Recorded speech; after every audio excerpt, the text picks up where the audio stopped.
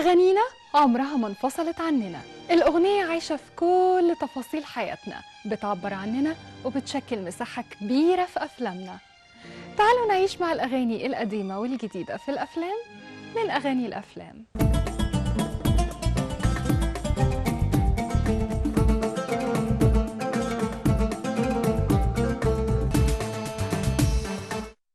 الصوت الدافئ، الإحساس الصادق، الوجه البريء الحالم، مايسترو الرومانسية، العندليب عبد الحليم حافظ.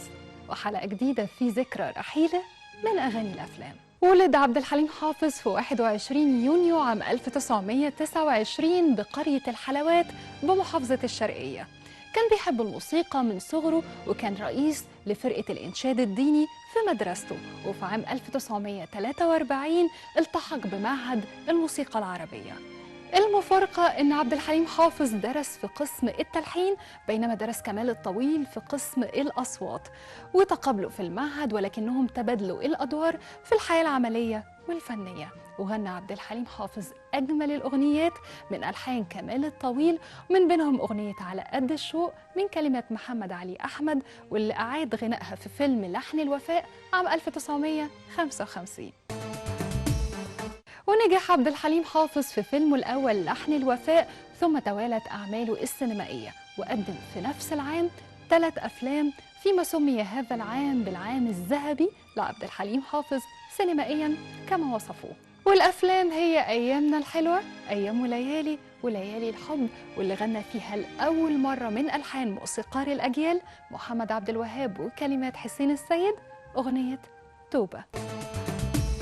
عام 1956 بدأت أعراض البلهارسيا تظهر على الفنان عبد الحليم حافظ، وبدأت أغانيه وأفلامه تأخذ منحنى حزين. وقدم فيلمين في هذا العام، هو فيلم موعد غرام مع سيدة الشاشة العربية فاتن حمامة، وفيلم دليلة مع شادية. الفيلم ده هو كان أول فيلم ملون مصور بطريقة سكوب. غنى عبد الحليم حافظ في الفيلم من كلمات حسين السيد وألحان محمد الموجي كان في زمان قلبين وحرام يا نار. وفي عام 1957 قدم العندليب عبد الحليم حافظ 3 أفلام على شاشة السينما، وهم فيلم بنات اليوم أمام ماجدة، وفيلم فتى أحلامي أمام الوجه الجديد وقتها منى بدر، وفيلم الأسادة الخالية أمام لبنى عبد العزيز من قصة الكاتب الكبير إحسان عبد القدوس وإخراج صلاح أبو سيف.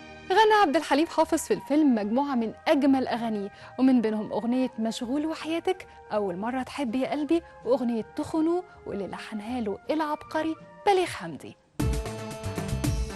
وفي عام 1958 التقى العندليب عبد الحليم حافظ بالفنانة صباح في فيلم شارع الحب. الفيلم قصة وحوار يوسف السباعي، وسيناريو وإخراج عز الدين ذو الفقار.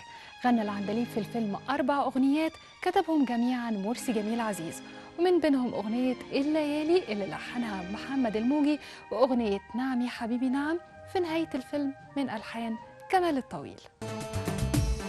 وخلال مسيرة العندليب الفنية قدم خلال 4 سنوات 10 أفلام، بينما قدم 6 أفلام فقط خلال 10 أعوام، وهم ما بين عام 1959 لعام 1969. فيلم أبي فوق الشجرة هو آخر أفلام العندليب عبد الحليم حافظ، قدمها عام 1969، وشاركته في البطولة ميرفت أمين ونادية لطفي.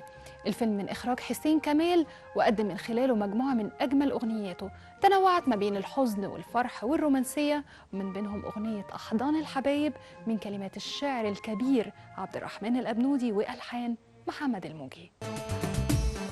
عانى عبد الحليم حافظ من آلام مرضه، والتي كان يسافر على إثرها لإجراء العمليات الجراحية في الخارج، والتي وصل عددهم ل61 عملية جراحية، كان آخرهم في لندن عام 1977، ليسدل الستار على حياة فنان طالما أمتعنا بأغنياته الصادقة ووطنيته الشديدة وإخلاصه لفنه وجمهوره. في الحزن والفرح بنغني، في اللقا والفراق والحب والاشتياق، وحتى في الخيانة والوفاء بنغني، في مناسباتنا واحتفالاتنا، في عشقنا لوطننا بنغني، وبتغني معانا الأفلام. استنونا الأسبوع الجاي وحلقة جديدة من أغاني الأفلام. في يوم، في شهر، في في سنة تهدى الجراح وتنام،